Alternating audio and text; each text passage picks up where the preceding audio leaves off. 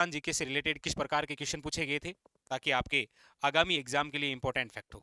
देखिएगा, पहला क्वेश्चन आपके सामने ये रहा।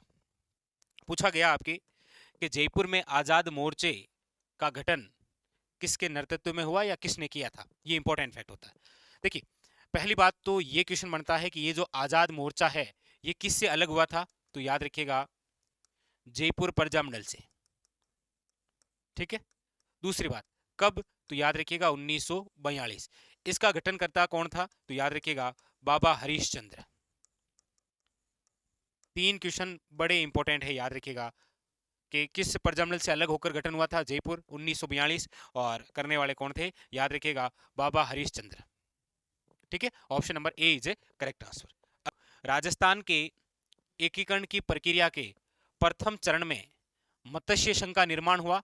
ये जो मत्स्य संघ है इसका नाम का श्रेय किसे दिया जाता है, यानी कि राजस्थान के एकीकरण का जो प्रथम चरण है जिसका नाम आप पढ़ते हैं मत्स्य संघ, ये मत्स्य संघ नाम देने वाले कौन थे, तो याद रखिएगा के एम मुंशी, कन्हैयालाल माणिक्यलाल मुंशी। और इसका जो गठन है वो है आपके 18 मार्च 1948। और इसके अंदर कितनी रियासतें, 4 रियासतों का विलय किया गया था, अलवर, भरतपुर, धौलपुर और याद रखिएगा करौली। अलवर, भरतपुर, धौलपुर और करौली, 4 रियासतों का विलय किया गया था। ठीक है, तो यहां पर हो जाएगा के एम मुंशी, कन्हैयालाल माणिक्यलाल मुंशी। अगला देखिए, अगला है आपके सामने, सूफी संत हमीदुद्दीन की दरगाह निम्न में से किस दुर्ग में स्थित है। अब देखिएगा, संत हमीदुद्दीन की दरगाह किस दुर्ग में है, तो याद रखिएगा वो है आपके गागरोन का किला। गागरोन का किला जिसे बोलते हैं मिट्टे शाह की दरगाह। मिट्टे शाह की दरगाह याद रखिएगा। एक आपके नागौर के अंदर भी है संत हमीदुद्दीन की दरगाह जिसे बोलते हैं ए तारकिन का दरवाजा। यहां पर जो ऑप्शन है वो है 2 इज करेक्ट आंसर। और गागरोन का किला जिस जिले में है वो है झालावाड़। इसके बारे में तो आप जानते हैं, ये राजस्थान का प्रसिद्ध जल दुर्ग है, आहू एक काली सिंध के नदियों के संगम पर। ठीक है, अगला देखिए, अगला है आपके हिंदुस्तानी वादन के ख्याल जयपुर घराने के प्रवर्तक कौन थे। जयपुर घराने के प्रवर्तक, तो याद रखिएगा वो थे मनरंग भूपत खां। जयपुर घराना याद रखिएगा, वेरी वेरी इंपॉर्टेंट। अगला देखिए, क्वेश्चन नंबर है 6। पूछ रहा है देवनारायण जी की फड़ के वाचन के साथ किस वाद्य यंत्र का प्रयोग किया जाता है।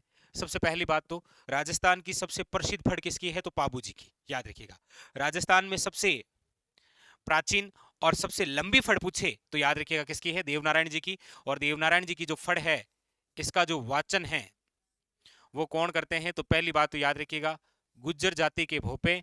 और कौन सा वाद्य यंत्र यूज लेते हैं, तो याद रखिएगा जंतर। और देवनारायण जी की फड़ वे फड़ है जिसके वाचन में सर्वाधिक समय लगता है। आपको ऐसे पूछा जाए निम्न में से वे लोक देवता जिनकी फड़ का वाचन करते समय सर्वाधिक समय लगता है, देवनारायण जी की फड़, क्योंकि ये सबसे लंबी फड़ है। और देवनारायण जी की फड़ वे फड़ है जिस पर सर्वाधिक चित्र है, क्योंकि लंबी है तो सर्वाधिक चित्र होंगे होंगे। तो इस प्रकार से भी क्वेश्चन पूछे जाते हैं। तो यहाँ पर ऑप्शन नंबर 3 हो जाएगा आपके जंतर वाद्य यंत्र के माध्यम से बजाते हैं। अगला देखिए, अगला है आपके मुंछाड़ा महावीर का मंदिर कहाँ स्थित है। नाडोल, घाणेराव, बदनौर या मेनाल। मुंछाड़ा महावीर, या फिर आपको पता ही है प्रसिद्ध जो मुंछाड़ा महावीर का मंदिर है ये आपके कहां पर है, तो याद रखिएगा घाणेराव पाली में। घाणेराव पाली के अंदर। घाणेराव एक शैली भी है, आपको पता हो तो चित्र शैली किसकी है ये, तो मारवाड़ स्कूल की उपशैली है। मारवाड़ स्कूल की क्या है, उपशैली। याद रखिएगा। चलिए अगला क्वेश्चन, अगला है अपने भित्ति चित्रों के लिए प्रसिद्ध झाला हवेली कहाँ स्थित है। भित्ति चित्रों के लिए, देखिए भित्ति चित्रों के लिए जो प्रसिद्ध हवेलियां हैं वो आपके शेखावटी की है। चित्र शैली पूछे भित्ति चित्रों के लिए तो याद रखिएगा वो बूंदी शैली है, लेकिन यहां झाला हवेली है वो मंडावा। Option number 4। एक याद रखिएगा महणसर स्थान है, महणसर सोने चांदी की हवेली के लिए प्रसिद्ध है, याद रखिएगा सोने चांदी की चित्रकारी है यहाँ पर, मेहनसर, झुंझुनू, याद रखिएगा। अगला, काव्य संग्रह ढाणी का आदमी किसकी रचना है? ढाणी का जो आदमी है ये किसकी रचना है? तो याद रखिएगा जयसिंह नीरज की, ऑप्शन नंबर 3। जैसे अभी आपको पूछ रहे, बहुत ज्यादा चर्चा में है, तो कमेंट करके बताइए उमादे जो रचना है वो किस के द्वारा लिखी गई है? उमादे बहुत ज्यादा चर्चा में रही है, उमादे के लेखक कौन है बताइएगा, अभी करंट की बात है ये। अगला, वालर नृत्य निम्न में से किस जनजाति से संबंधित है? वालर, भील, रेबारी, ग्रासिया या शहरिया? तो आप जानते हैं कि वालर जो नृत्य है ये ग्रासियों की घुम्मर है, ग्रासियों की घुम्मर कहा जाता है इसे, वालर नृत्य को याद रखिएगा। और ग्रासिया सर्वाधिक कहां पर है? तो गैरासी सिरोही में, ये भी याद रखिएगा, ठीक है। नेक्स्ट, क्वेश्चन नंबर 11, निम्न में से कौन दादू के शिष्य नहीं है? दादू के शिष्य कौन नहीं है? सुंदरदास जी, रजब जी, दयाबाई या जन गोपाल? तो आप जानते हैं कि ये जो दयाबाई और सहजोबाई है ये आपके चरणदासी संप्रदाय से रिलेटेड है, चरणदासी संप्रदाय, दयाबाई और Sahjobai. Option number 3 is correct answer. Question number है 12, अरावली श्रेणी के दक्षिण भाग की पर्वतीय चोटी है? अरावली जो श्रेणी है ना उसके दक्षिण भाग, जैसे ये राजस्थान है, ये अरावली है, अरावली का जो दक्षिण भाग है यहां पर कौन सी चोटी है? देखिएगा बाबाई एक आपके जयपुर के अंदर भी है और एक झुंझुनू के अंदर भी है, तो अब चाहे जयपुर हो चाहे झुंझुनू ये तो आपके उत्तरी अरावली में आ जाती है। बेराड़ जयपुर में है उत्तरी अरावली में, रघुनाथगढ़ सीकर के अंदर है उत्तरी अरावली में, बच्ची एक है डोरा पर्वत जिसकी ऊंचाई 869 है, ये माउंट आबू क्षेत्र जालोर में आती है, याद रखिएगा। तो यहां पर ऑप्शन नंबर हो जाएगा 3 इज करेक्ट आंसर, डोरा। नेक्स्ट,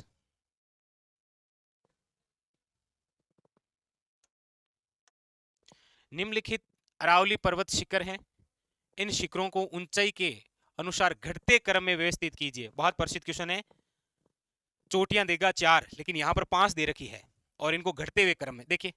गुरु शिखर जो है इसकी ऊंचाई 1722 या आप पढ़ते हैं अक्सर 1727, ठीक है। अचलगढ़ जो है इसकी आप पढ़ते हैं 1380 मीटर, ये पढ़ते हैं आप। देखिए सारी टॉप टॉप की चोटियां हैं, ये आपके शेर है 1597 मीटर, कुंभलगढ़ है आपके 1224 मीटर और दिलवाड़ा दे रखा है आपके 1442 मीटर। अब पूछ क्या रहा है कि निम्न में से दी गई चोटियों को घटते क्रम के अनुसार व्यवस्थित कीजिए, तो इस प्रकार से पूछता है। अब आपके सामने सारी चोटियों की ऊंचाई लिख रखी है कि गुरु शिखर सिरोही के अंदर है, आप सब जानते हैं 1722 या 27। अचलगढ़ है आपके वेरी वेरी इंपॉर्टेंट, याद रखिएगा 1380 मीटर, दिलवाड़ा है 1442 मीटर, शेर है 1597 और कुंभलगढ़ है 12 का डबल 24 मीटर। अब इसको घटते क्रम के अनुसार व्यवस्थित करना है, मतलब सबसे पहले ए आ जाएगा, उसके बाद में आ जाएगा आपके डी, यही तो आएगा डी, फिर आ जाएगा आपके सी, फिर आ जाएगा बी और उसके बाद में है ई, यही तो है इसी प्रकार घटते हुए क्रम में, ठीक है।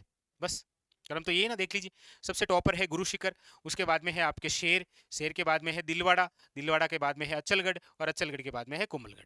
तो इस प्रकार से अब देखिए इस एग्जाम ईओ के एग्जाम में 5 चोटियां देकर क्रम पूछा, ठीक है। तो A D C B E, A D C B E देख लीजिए, ऑप्शन नंबर 2। चलिए अगला देखिए क्वेश्चन नंबर 14, क्या कह रहा है? पूछा जा रहा है निम्नलिखित में से कौन सा एक पठार माउंट आबू से लगा हुआ है? ऐसा कौन सा पठार है जो माउंट आबू से जुड़ा हुआ है? भोराट का पठार, हाड़ौती का पठार, उड़िया का पठार या ऊपरमाल? तो आप कहेंगे सर राज्य का जो सर्वोच्च पठार है उड़िया का पठार, ये माउंट आबू में ही तो है। उड़िया का पठार माउंट आबू सिरोही के अंदर, ये आपके किससे सटा हुआ है? माउंट आबू से। नेक्स्ट, नाली नुमा अपर्दन सर्वाधिक पाया जाता है। नाली वेरी वेरी इंपॉर्टेंट, देखिए नाली नुमा क्या है? अपर्दन है। आप सब जानते हैं कि हमारे राजस्थान के अंदर जो बीहड़ क्षेत्र है यही है नाली नुमा अपर्दन, और ये है चंबल क्षेत्र में। कहां पर है? चंबल क्षेत्र में। और देख लीजिए ऐसा कौन सा जिला है जो चंबल क्षेत्र में आता है। जोधपुर आता है नहीं, बीकानेर आता है नहीं, सिरोही आता है नहीं, आता कौन सा है? कोटा। बहुत इजी सा क्वेश्चन था, केवल क्वेश्चन पूछने की लैंग्वेज हार्ड थी कि नाली नुमा अपर्दन सर्वाधिक पाया जाता है। बाकी है तो ये बीहड़ी, और बीहड़ है चंबल क्षेत्र में, और चंबल क्षेत्र का ऑप्शन एक ही है, कोटा। नेक्स्ट, कोपेन के AW प्रकार की जलवायु वाला जिला है। कोपेन तो आपने याद ही कर रखा होगा बड़े अच्छे से। यहाँ पर BWHW है, फिर BSHW है, फिर CWG है, और उसके बाद में AW है। पूछ भी क्या रहा है? AW। बांसवाड़ा, सीकर, बाड़मेर, नागौर। मुझे मेरे हिसाब से बताने की आवश्यकता नहीं, आप समझ गए। AW प्रकार की जलवायु वाला जिला ये रहा जी, बांसवाड़ा। ये लीजिए, बस बड़ा इजी सा फैक्ट था। क्या पूछ रहा है? ग्रीष्म ऋतु में राजस्थान में कम वायुदाब का क्षेत्र होता है। कम वायुदाब का मतलब हो गया कि ताप तो उच्च होगा, और गर्म यानी ग्रीष्म ऋतु में राजस्थान में कम वायुदाब यानी कि उच्च ताप कहाँ होता है? आप कहेंगे उत्तर पश्चिमी क्षेत्र में। रेतीला भाग है, रेतीला भाग गर्मियों में ज्यादा गर्म रहता है और सर्दियों में ज्यादा ठंडा रहता है, आप सब जानते हैं। तो क्वेश्चन पूछने का तरीका अलग है कि ग्रीष्म ऋतु में राजस्थान का कौन सा क्षेत्र है जहां पर कम वायुदाब है, मतलब उच्च ताप पूछ रहा है ये, उत्तर पश्चिमी क्षेत्र। अगला देखिए, किस नदी का उद्गम सेवर पहाड़ी से होता है? ऐसी कौन सी नदी है जिसका उद्गम सेवर की पहाड़ी? अब सबसे पहली बात तो सेवर की पहाड़ी है कहां पर? याद रखिएगा, जयपुर में। और सेवर की पहाड़ी से जो नदी उद्गम होती है वो है साबी। साबी सेवर की पहाड़ी, याद रखिएगा, जयपुर। इस साबी नदी के किनारे ही तो है आपके कौन सी सभ्यता? जोधपुरा सभ्यता। और जोधपुरा सभ्यता है आपके जिस जिले में, वो जिला है जयपुर। नेक्स्ट क्वेश्चन नंबर है आपके सामने 20। अंत्य प्रवाही नदी है। अंत्य प्रवाही नदी मतलब आंतरिक अफवाह तंत्र की नदी आपसे पूछ रहा है, तो याद रखना है कौन सी? पश्चिम बनास, गंभीरी, खारी या कांतली। तो यहाँ पर ऑप्शन के अकॉर्डिंग पता चल रहा है आपको कौन सी नदी है। याद रखिएगा, कांतली नदी। और कांतली नदी आप जानते हैं शेखावटी क्षेत्र की मुख्य नदी है, यह आपके आंतरिक अफवाह तंत्र का भाग है। आपको यहाँ पर कंफ्यूज हो सकता है इस नदी से, लेकिन ये जो खारी नदी है ये बिजराल की पहाड़ियों से निकलती है, और ये बनास की सहायक नदी है। ये जो खारी नदी है किसका भाग है? याद रखना है, ये बंगाल की खाड़ी का भाग है। Question number next 21। राजस्थान में सर्वाधिक विस्तृत जल ग्रहण क्षेत्र वाली नदी, मतलब राजस्थान में सर्वाधिक जल ग्रहण जल हाँ बिल्कुल, राजस्थान में सर्वाधिक जल ग्रहण क्षमता वाली नदी कौन सी है? तो याद रखिएगा, बनास। राजस्थान में सर्वाधिक जल सतही वाली नदी कौन सी है? तो चंबल। राजस्थान में प्रवाहित होने वाली सबसे लंबी नदी कौन सी है? चंबल। पूर्णतः राजस्थान में बहने वाली सबसे लंबी नदी कौन सी है? तो याद रखिएगा, बनास। ठीक है। नेक्स्ट पूछ रहा है आपको, अशुद्ध युग्म है, ऐसा कौन सा है जो गलत युग्म है? देखिए, गड्डीसर झील जैसलमेर में है, ठीक है। मांडल ताल है या मांडलगढ़ आपके भीलवाड़ा में है। फाय सागर आपके अजमेर में है। ये जो तालाब ए शाही है, बहुत इंपॉर्टेंट, ये आपके धौलपुर में है। धौलपुर के अंदर। ये कमेंट करके बताइएगा, बाई का तालाब किस जिले में है? बाई का तालाब किस जिले में है?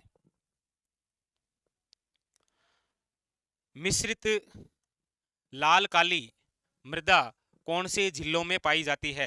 यहां पर पूछ रहा है मिश्रित लाल व काली। पाली सिरोही, डूंगरपुर बांसवाड़ा, अजमेर नागौर या फिर धौलपुर करौली। मिश्रित लाल व काली, तो याद रखिएगा मिश्रित लाल व काली है वो है आपके option number 2 is correct answer, Dungarpur और बांसवाड़ा के अंदर। अगला, राजस्थान के कौन से क्षेत्र में एंटीसोल समूह की मृदा या मिट्टियां पाई जाती है? अमेरिकी वैज्ञानिकों के अनुसार आपको पता होगा एंटीसोल, एरिडीसोल, एल्पीसोल्स, वर्टिसोल्स और इंसेप्टिसोल्स। उनमें पूछ रहा है एंटीसोल, और ये राजस्थान के पश्चिमी भाग में है। Option number 3 is correct answer. मरुस्थलीय क्षेत्र है वो पश्चिमी भाग ही तो है। नेक्स्ट क्वेश्चन नंबर है 25। प्रमुख सरसों उत्पादक जिलों का सही युग्म है सरसों। वैसे एक याद रखिएगा, राष्ट्रीय सरसों अनुसंधान निदेशालय, राष्ट्रीय सरसों अनुसंधान जो निदेशालय है ये आपके कहां पर है? तो याद रखिएगा, शेवर भरतपुर में। शेवर भरतपुर में, ठीक है। और इसका जो आंसर है भाई, प्रमुख सरसों उत्पादक ही तो पूछ रहा है, मेरे हिसाब से कोई दिक्कत होनी नहीं चाहिए आपको। ऑप्शन नंबर ए, अलवर और भरतपुर। ठीक है, तो ये पेपर था आपके ईओ एग्जाम का, जिसके अंदर राजस्थान जीके के जो क्वेश्चन आए थे उनको हमने सोल्व किया। क्वेश्चन बहुत अच्छे लेवल के भी थे, और देखिए कुछ क्वेश्चन ऐसे होते हैं जो आप ऑप्शन से कर सकते हैं। ठीक है, चलिए फिर मिलते हैं अगले सेशन में, तब तक के लिए धन्यवाद।